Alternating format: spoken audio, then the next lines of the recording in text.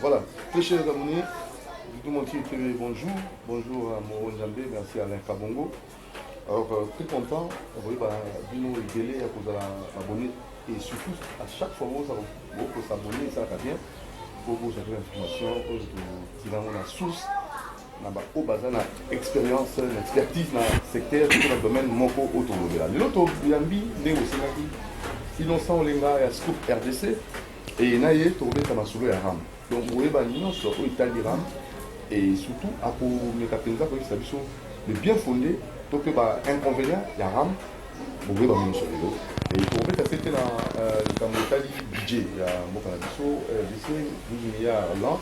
Est-ce que les budgets sont réalistes ou irréalistes? Et pourquoi pas intelligence? Opposant, le matérisme, l'état d'urgence et l'état de siège, excusez-moi, l'état de siège dans le matérisme,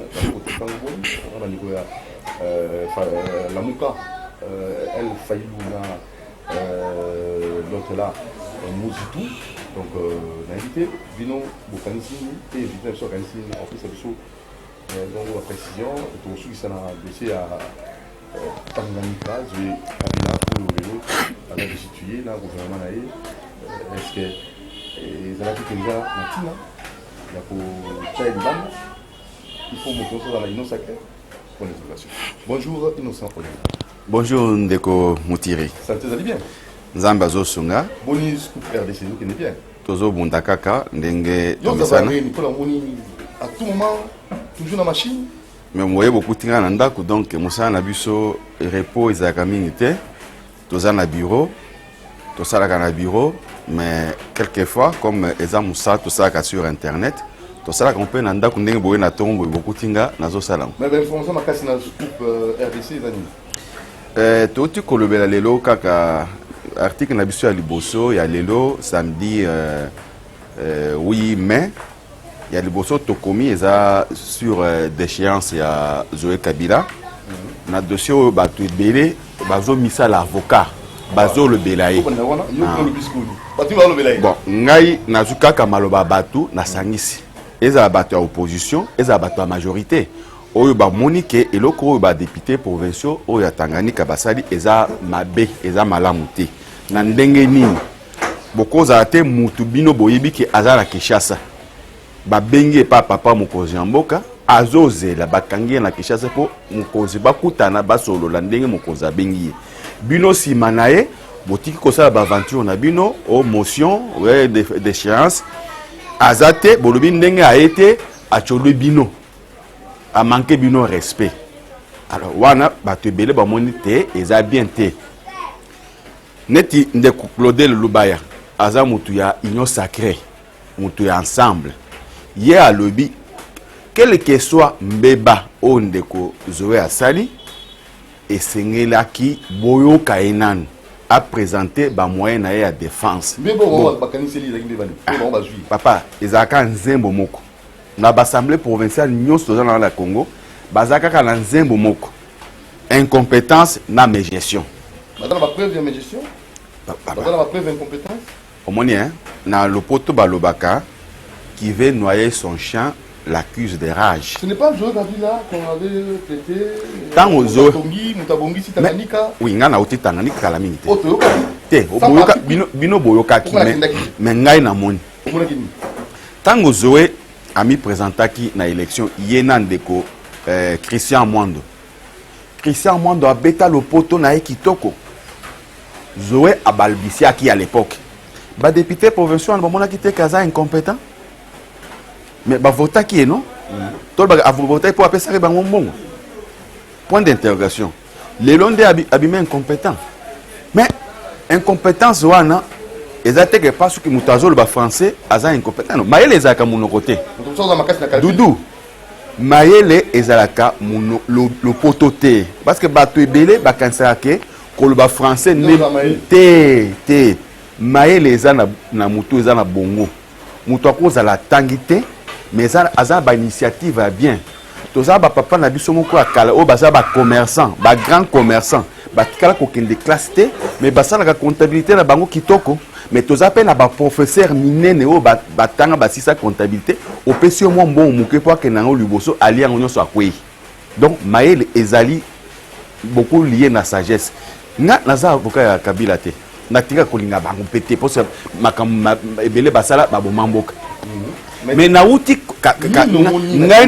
nga nauti Tanganyika même ndeko Kudura Kasongo alobeli yango pe maloba na ye na oya Claude Lubaya na oya banani ba Inagosi na oya ba Denis Kabange Numbi na nyonso na sangisi nde tosala article mais nga moko nautaki Kalemi na février na salaki na Kalemi na salaki une semaine fin février début mars mais na kuti ville moko o tango na kendaki tango na zaki na Monisco tango na kendaki na 2013 na Kalemi o nga na kuti na 2021 c'est jour et nuit donc au moins que moi mobali wana ndenge malgré que alobaka mingi te po abanga koloba français na ezo mo mobulu mais ba initiative na ye asali kuna au moins que quand même mutu azana idée ya kobongisa mboka na banzela d'abord to bani banzela zela za kitoko dudu soko komi na Kalemi na butu okanisaka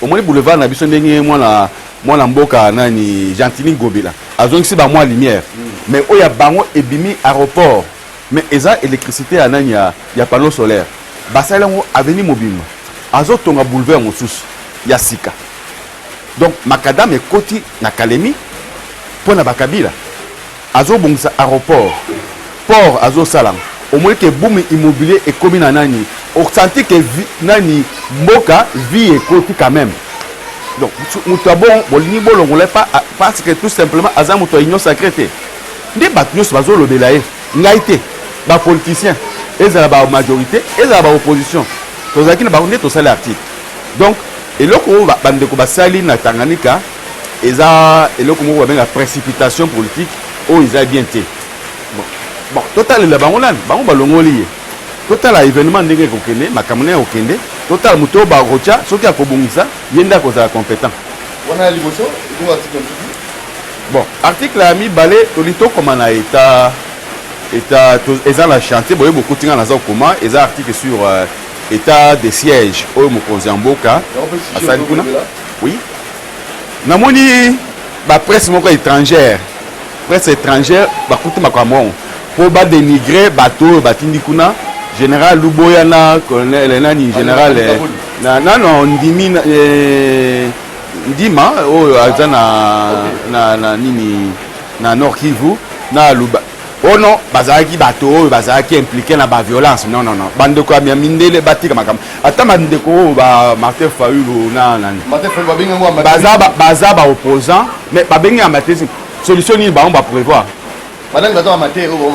bango va prévoir nini pour insécurité ici là puisque balobi insécurité ezali kuna to sali nyonso ekokite allez to tinda ba militaire c'est constitutionnel il est pour les en carte constitution ce qui est syndiqué to moyen que bato bazo boma bato mingi batinda ba militaire administration comme militaire pour ba bomisa insécurité alors vous voulez une chose de son contraire donc boligné et loko na contraire nan bozo fati azotika bato na ese bazo kufa alors bon OK na tinda ba militaire ko batisa makamwa et comme le sousmabi te au moins bateau bazo boya état de siège ba Fayulu na ba Muzito na ba médias étrangers ba comment instrumentaliser na biloko la ba ONG neti ba white women o tuana baza bateau balinga ba vivre na condition o ba Congolais bazo kufa mais bango bazo benda mbongo Dudu Mutiri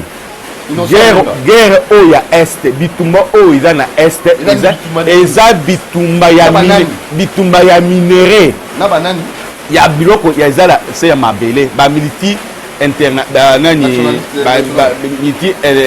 ba entreprise wana balingi bazwa minéré na biso na lolenge na bango ya mafia yango il faut batia mo mugulu wana bitumba tango bino bozo bunda mais minéré ezobima bandeko Fayulu na Muzito o bazo soutenir ba militi bazana parce que bateau ba financer bango nete ba Landos nete ba Monisco o balingi bitumba ici la te bato wana nde balingi suko kime ezonga te yango balingi babongisa bato oyo Tshisekedi atindi kuna mais bato ebele na mboka basepeli na état d'urgence état de siège wana bamilitaire bakende basilisa yango mobutu asala yango mpe quand ça ne marche pas c'est possible quand ça ne marche pas mobutu atiaki nani général militaire awa ntango ya pillage ntango omoni ke eza bien te atiaki général po azongisa kimia parce que basoldat batombokaki ntango nani Kabila azo avancé batiaki général Likulia général militaire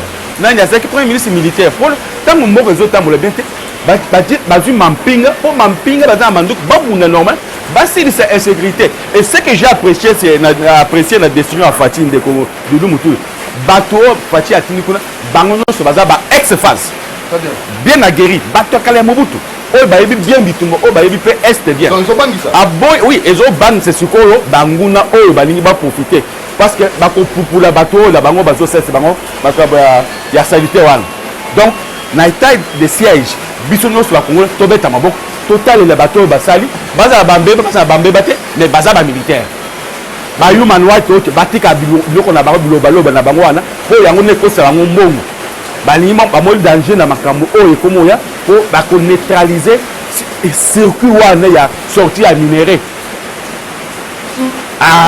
eloko eza wana eza ya minere baodefendre bacongolais te batika bayumbayumba na bango wana wana nde dossier ya mibale tozosala en tout cas yambisa tunamoni ezaka rame rame tosi toloba yango toloba ekoya ezali mpe eza article mosusu ya rame parce que bato afek basaisir premier ministre rame ezali registre des appareils mobiles ndenge nasimbi telefone na nga oyo l'état alingi ayeba ke innocent asalela telefone nini idée ya bien eza mabe te mais eye kokoma mabe ntango batie mbongo na kati ekomi biso nde tozofuta yo olingi oenregistre nga ndenge nini nga na kofuta ye lisusu nde place moyibi ekoti etozoloba moyibi mpo na nini parce que ndenge nazala oui mule ezobeta Moron Nzambe alenga bongo toza na susi na bino babone na biso botabone massivement na Dudu Motiri TV pour la chaîne oyo pour la bino information à la source et tout là toujours pour le travail expert à la matière pour le matériel et la ligne boula et konoka voilà ndeko Dudu Motiri na banda oloba moi téléphone nga oyo eza 4G génération 4 4e génération l'état alinga yeba ke innocent olenga aza na téléphone eza mabete eza bien mais ekomi mabe tango pour la téléphone oyo l'état azosenga nga nafuta $7 $7 pour na oyo ya biso ya génération 4 mais pour na bato ya génération 2 neti oyo dans sala ya mibale oyo ya mibale oyo ya biso tobenga kikalakasa oyo ndenge ndeko esobe abenga kikalakasa oyo il faut nafuta $1 oyo nafuti $7 bon tozotuna $7 tofuta mpo na nini nde place olobi mwa moyibi ezali telefone oyo po ekota na mboka na biso toza na OCC oyo akontrolaka yango parce que ndeko Kibasa alobi mosala azosala ya RAM ezali na 3 objectifs objectif ya liboso lutter contre contrefaçon c'est-à-dire babondisa batelefone ya mabe oyo esalama bien te balingi bakosala na mboka bango lutter contre contrefaçon ya batelefone lutter avant ekota to te ekoti wana mutuna il faut otuna ndeko Kibasa parce que biloko wana OCC asalaka yango na nini na douane oyo ekoti eza malamu oyo ekoti eza malamu te bazongisi yango nde raison ya liboso ndeko nani Kibasa apesi ke a lutter contre contrefaçon ya batelefone raison ya mibale oyo apesi eza non pour assurer sécurité sanitaire na biso parce que mpo na ye telefone ya mabe ebebisaka nzoto ya moto ye nde moto alobi meme oyo ya kitoko Dudu ata oyo ya kitoko soki otiango na litoi ntango molai matoi ekobeba yango wana troisième raison oyo ndeko Kibasa apesaki mpo atiele biso RAM eza ke ntango bayibi yo telefone ye azobundisa lutte contre les vols de téléphone Des raisons misato. Nous sommes ces athées. Contre lutte contre la contrefaçon, sécurité sanitaire et puis lutte contre les vols. Raison misato apesi. Il y a un tozo foot arabe. $100 par an. Par an. Par an. Par an. Na année mobimba. Il y a un homme qui sikoyo. Oh, téléphone oyo pour $7 année oyo. Mais il y a un homme qui l'année prochaine. On peut $7 parce que on identifie à qui. Oh, ndemo ibi aliboso ngwana. Parce que même téléphone et qu'on peut faire côté. Surtout tu commis en 2022. On voit les sous qu'on taxe téléphone on identifie les sous parce qu'on identifie qui en 2021. Na numéro ni na ba sim ni. Ah, sikoyo mutuna inquiétude ami balé en wan doudou mutire. Téléphone oyo eza na 2 SIM. Mais au moins na SIM na ya Airtel. Batini message na futaram bakati. Naza na Vodacom awa. Na SIM à Vodacom batini message bakati. Ce que bazo identifier deux téléphones bien bazo identifier téléphone moko. Ah. Wala ndi mitoto de tout. Oh balobi oh non non eza ba norme standard international eza bisonde to écrire en côté. OK, tondimi. Batu boni basi ba iba bango ba téléphone ezonga et Amazon sa bango. Attends bani ram tout va bien. Batu boni téléphone boni contrefait bandara mabanda ba yebisa biso ke banda to sala opération ça fait 6 mois. 6 mois déjà to kangi ba téléphone autant oh eza contrefait ezate mais de ko doudou na ram il faut na biso ke kaka na temps muke to sala 6 mois oyo basi ba kotisa plus de 10 millions de dollars certifiés. 10 millions, vous avez des preuves. Je te dis, quand je te dis certifié, c'est certifié. Tout na bango bawangan. Kene tout na bango. Yo, zo caméra na yo, na bandeko bazo filmer biso. Kene tout na ki basa, asali combien? Na la lobby plus de 10 millions de dollars. Il y a peu ces chiffres mususu ya osoki ya ko contredire nga. Mais na 10 millions wana. Itu sala nini? Ba lobby répartition zabo, clé de répartition. Ba lobby 70% ezo kota na caisse à l'état. Et l'autre va bien. 25% eza pona société oyo azo salisa bango techniquement pour la identification. Wana eza société privée oyo tobengaka na lopoto ba sous-traitant. Baza na 25%.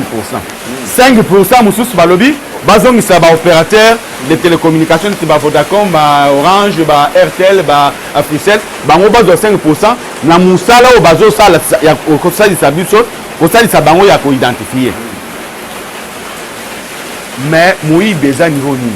Moïbe est à niveau à 25% de société wana ya sous-traitance. Oh babengi yango comme on a kiminga. Société wana ezo 25%. 25% ezam kete soit 10%, soit nani 10 millions déjà réalisés. Soit 25%. Ni bruna isken. Et ça déjà 2 millions 500. Oh société wana a bendi quand on a 6 mois. Société wana a bendi déjà 2 millions 500 000 dollars américains. Des places baki basa bazo lila na bato fufu. Société wana des places bango bazo donc ba créer loko wana pour ba mi retrouver pe. Donc nenga bazabo basi ba empocher déjà 2 millions 500 dans 6 mois. Après l'année prochaine encore. Non, pas l'année prochaine. On les a pour 6 mois. Année na monsieur.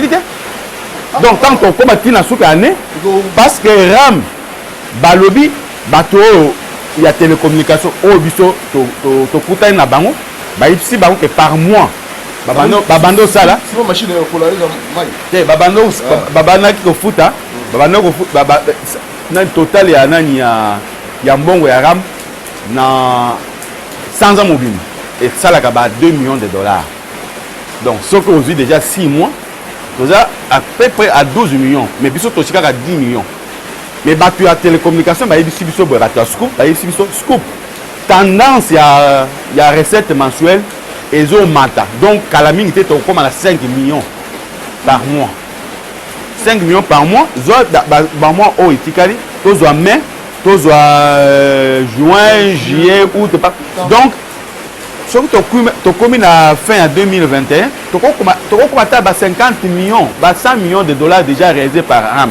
Mais gestion la bango 25% wana o bango moko ba mipesi nde place ba rétro commission ezo salama nde place ki muibi ezali. Est-ce que la tina belanga? Eza la tina soki balingaki ba enregistrer ba téléphone ba yeba ba téléphone boni ko za ngona mboka mutu nini azo sala téléphone eza bien mais ko foot ça biso oui mais ko foot ça biso na ba raison ba pesi wana nde eza bien te parce que ba komi ba tumsu ba mikutani na ba sim bloqué so bozo bloqué sim bozo bloqué téléphone bino boza na email ya nani ya téléphone numéro parce que téléphone c'est un numéro na email ne ba benga email oza na email déjà téléphone so comme mutu afutite bloqué téléphone mais ndenge tokokuta mutu aza na téléphone moko sim ya orange ezosala sim ya RT eza bloqué po afuti ram te wana bobloqué téléphone ou bien bobloqué sim ya mutu nde place nani explication eza bien te ndeko kibasa akendaki na Top Congo ameki kobunda mais azo confirmer kaka te. Dans le scoop RDC conclusion biso tosi tokoma tolobi eza escroquerie toboyi koloba tolati gante po tolobango eza mwa koyiba bazoyiba bacitoyen congolais na taxe wana namoni bakomo bunda badoze bato o tokoki kotia nani wifi gratuit na Unifin tokoki kotia wifi gratuit na UPEN kala mingi mpe totia bauniversité est ce que biso maman oyo aza na Kanyabayonga afutela bana nani donc bozomodire bana wana parce que bato bazofuta bazoyimayima donc bozosala bato na eloko internet na mbongo oyo bato bazoyimayima donc bana classe wana bozomodire bango ndenge ndeko nani cette kikuni akomi côté wana nayokaka na mingi te mais napesi moi raison donc bozopesa bana ezalaki soda abotoli mutu biloko la balabala azumi wana someli bana na biloko ya kolia bana wana baza modi bakozama ele te parce que bazwi biloko oyo balakeli mabe eza biloko balakeli mabe tozolo bango clairement oui toza baafricain zwa eloko ya mutu ndenge soki asepeli mais yo ozobotela d'abord ram biso moko tozofuta te otie crédit na yo babotoli yo bandeko moko ya GECO jeunesse congolaise balobi bakoporte plainte contre nani bato ya RPTC ndenge nini eza neti yo tokomi na balabala nga naza na mbongo nanga na poche otelebisi nga okangi nga obotoli nga mbongo wana olobi ko ofuti paku te wana ekomi kimoyibi oui c'est ça bazosala na biso nga moko natie nani unité na nga napesi autorisation ozwa te obotoli nga yango eza extorsion na lopoto benga yango extorsion eza infraction eza bien te mais ntango bazotia nani mpaku il faut bopesa bolobela bien fondé nango mais soki bien fondé eza bien te eza ya lokuta protection ya nani ke moyibi boni bokanga ya moyibi nga nasila bongisa telefone na 6 mois oyo merci rama azongisili nga yango azongisi yango ya avoir rien à manger na dossier ya ram et na bandi tokoluka mpe baconcerné bokende botuna bango bakobeta munoko baza na tuna bango siko mpona 25% wana oyo bazopesa entreprise na bango sous-traitante wana nde place bango bazolia. Très bien. Alors toke directement na dossier ya oyo tali gouvernement na biso likambo ya budget po oyo ezali moko ozalaka mpe na makambo ya économie ozala makasi likambo ya 36 milliards mpona 3 ans 12 milliards l'an budget wana ezali budget moko réaliste to eza oyo esengeli mpenza korevoir eza volonté et volonté wana eza mabe te parce que ndeko Luzolo Bambi période wana azalaki conseiller spécial ya chef de l'état Joseph Kabila oyo bapesa makoki mpo acombattre corruption na makambo mosusu ndeko Luzolo Bambi akanga monoko te Kabila président ayebisa Kabila ke na mboka na biso oyo mbongo oyo ekendaka na poche ya bato na mbula mobimba c'est plus de 15 milliards de dollars donc bato ba DGDA ba DGI bato nyonso oyo basangisaka mbongo ya leta mbongo oyo bango basalaka na mbongo oyo bato mosusu bayibaka eleki 15 milliards chaque année soki totie ordre soki totie organisation mbongo wana soki tokanalize yango ekei na kese ya leta ekosala bien leta akozwa makoki ebele koleka kutu 12 milliards wana 12 milliards eza mbongo moke mpo tosala mbongo na biso eza mbongo mosusu bato mosusu baza nango na bapoche na bango 12 milliards eza mbongo mboka na biso soki totali barichesse oyo toza nango soki totali bataxe neti oyo ya baram te oyo eza mwa koyiba mais eza biloko moko soki bakanalize yango ndeko Dudu Mutiri basali ordre na finance publique 12 milliards eza mbongo moko mais eza volonté alors po tokóma na eloko wana premier ministre comme aza jeune aza na volonté il faut tobanda kozipa madusu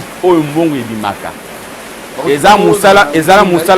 eza musala facilité mais soki volonté ezali tokozipa madusu wana ndenge tobandi ya musala bandeko ya IGF basecourir bango na justice oyibi mbongo ya leta okei prison ndenge ndeko Willy Bakongo akei tozoyoka pasi mpona mokolo neti wana akei mais eza quand même exemple po bamutu mosusu oyo balingi bayeba mbongo ya leta babanda kobanga soki bobangi ezali na kati ya gestion ya mbongo ya leta bobangi ezali na kati wana naza na kondima ke mbongo soki ekoma okende na kese ya leta tuyo munene ekende na kese ya leta asa soki moyibe ekomi moke ekomi na poche ya bato mboka ekobonga volonté ya premier ministre wana eza rêve te eza réalité soki volonté na sanction na réforme batie nyonso place moko basali yango tokende liboso. Alors pour le programme du gouvernement en fait la priorité pour tout le programme makambo nyonso eza priorité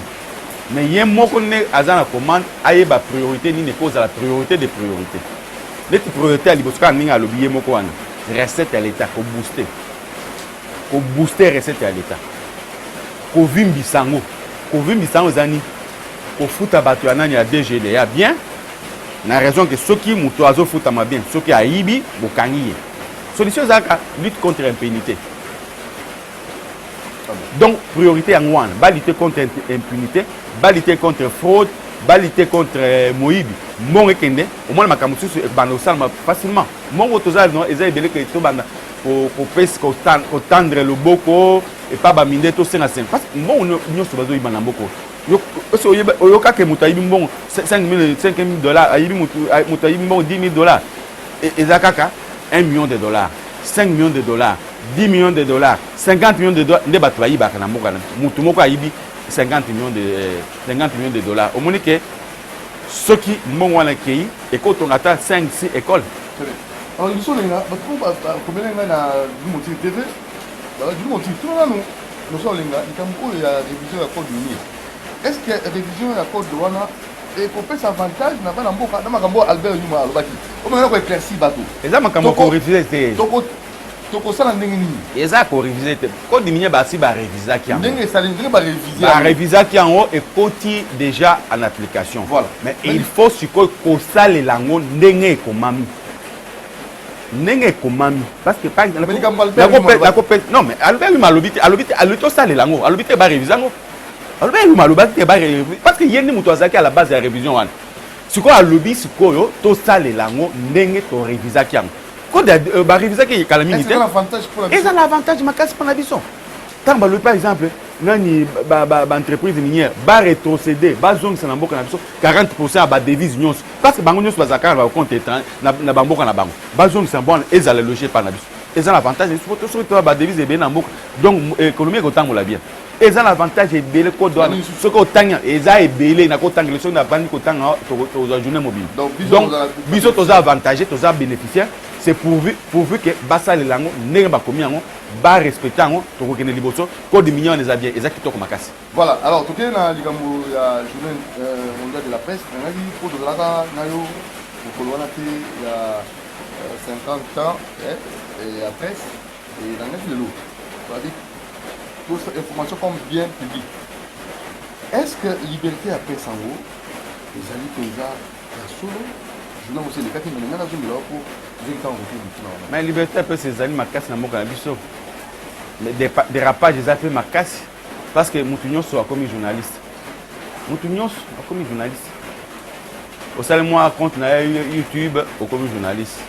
Vous avez la page Facebook au commun journaliste. Mais l'Union nationale de la presse congolaise, vous avez réglementé comme moi. Réglementation, ils ont la UNPC, réglementation, il faut d'abord y avoir la loi. Moubekou, tous en ils ont déjà, on est battu à l'opoto, ils ont obsolète, donc essai et pour là. une loi sur la presse, et ça, et pour la cala. Donc, il y a des dispositions, il faut qu'on change, il faut qu'on innove. Parce que, période où on a la loi, on a 96, Internet, on a une quota qui n'a pas la bisoté. Les médias en ligne, net, ils sont régis par quoi? Il y a un biso qui ont créé. Mais pour tout créer, comme il n'y a pas tellement de dispositions où ils ont réglementé, tout ça, on est l'entreprise. Donc, on crée l'entreprise, on a un groupe Camille Milité Média.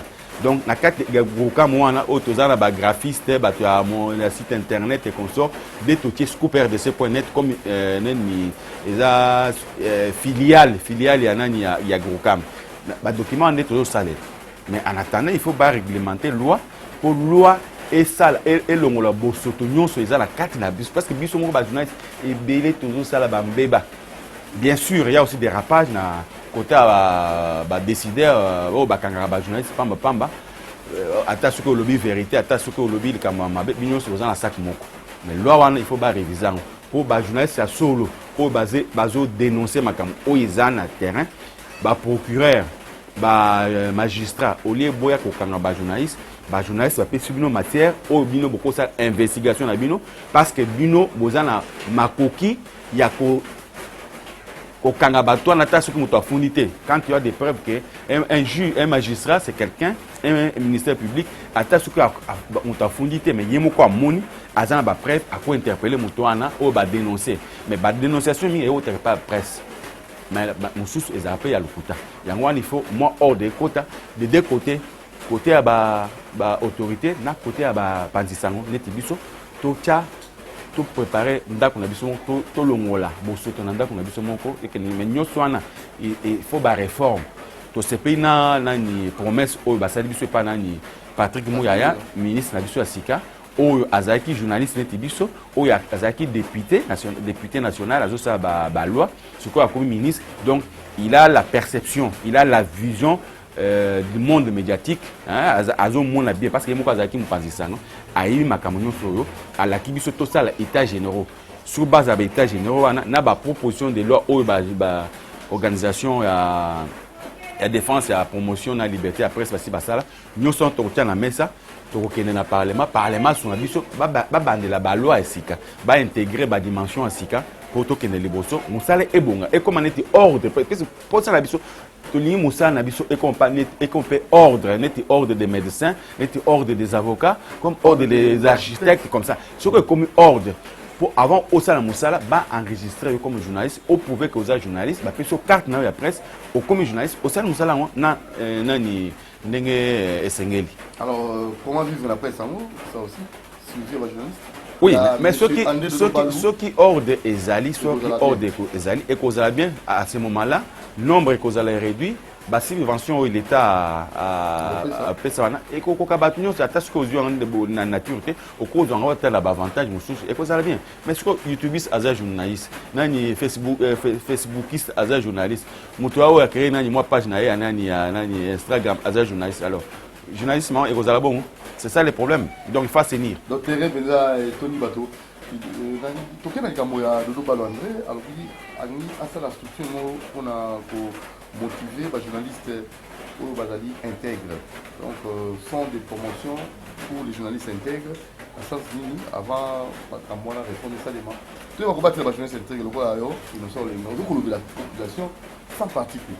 Mais quand on compte à l'assemblée, comme un député et ça les lignes à Mosala au tiki na TV kuna au tiki na scoop au tiki moto musa osala ngo azalité non bazali bande musu bazali Patrick Moya azali journaliste no akenda kuna no ko battre ba oyo ba ko ba posa contre la politique à posa bon non il y a des ceux là qui ont gardé bazali journaliste kuna banani o nani ndeko na biso Clément Zao azaki député non asala musa na bien bon au moins terrain les amis balé journaliste mais ko panza na ko kende assemblée te o tikate o sala d'une façon d'une autre parce que bazana ba commission ko makamo basala na ba commission na ba sous commission faut ka baya te na ba lobelango hein muto azobunda makasi alobaka mingi te ko jeter discrédit na bande qu'on a biso bazali ba jeunesse ba moi na moi si on a ni ça asala musala okoloba ka sala musala kuna te asala donc bolinga batbal zalaga te ninga zalaki nazo le kana kiosque na komi député nazo ni sur kiosque ko ya manga de parce que na kiosque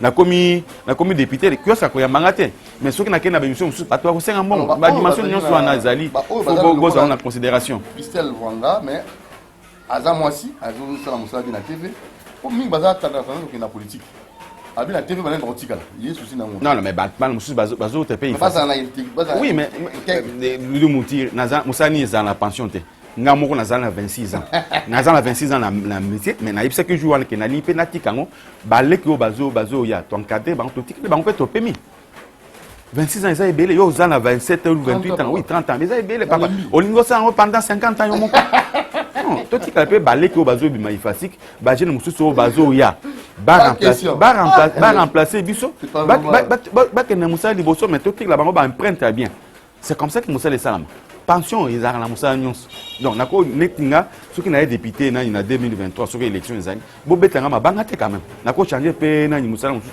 na kei na lobeli pe batu na lolenge mususu côté wana. Très bien.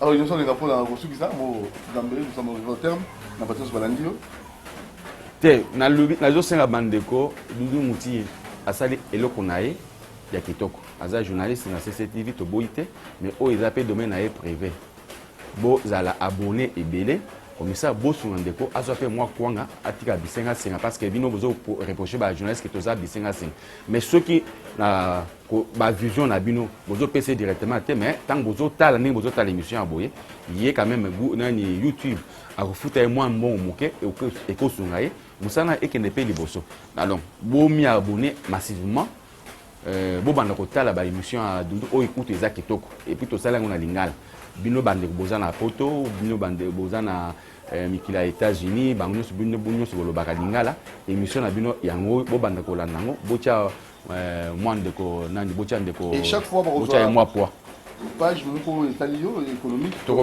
bando ya mikolo nyonso to bando ya mikolo nyonso to lakse bino makambo oyo ezoleka na mboka na biso soki eza kitoko mpona faci tolobi ke eza kitoko soki eza mabe toyebisi ke eza mabe donc bo indexe biso te lelo nakozala pour neti asali état de siège naza pour mais namoni na boyi ram mais ezaka gouvernement na ye non ram na boyi mais nani état de siège nandimi c'est ça le rôle d'un journaliste donc bokanisa te ke soki nalobeli ye bien nakomi mutu na ye soki nakolobeli mabe nakomi mutu ya bafaulu te journaliste aza ami ya vérité oyo eza vérité alobi oyo eza vérité te aboyi. Merci Innocent Lenga, Scoop RDC. À la prochaine occasion. Merci beaucoup Ndeko Doudou et surtout ndenge bosala déplacement boye na ndako tosala émission na lopango na besoin abonner na biso. Merci beaucoup. O balinga ko mingi. Merci beaucoup na pesi bino nyonso mbote. Merci à Moro Nzambi na Alain Kabongo Innocent Salobiango abonnez-vous massivement à Montire TV pour partager vidéo pour information Tamoula monde entier. Allez ciao.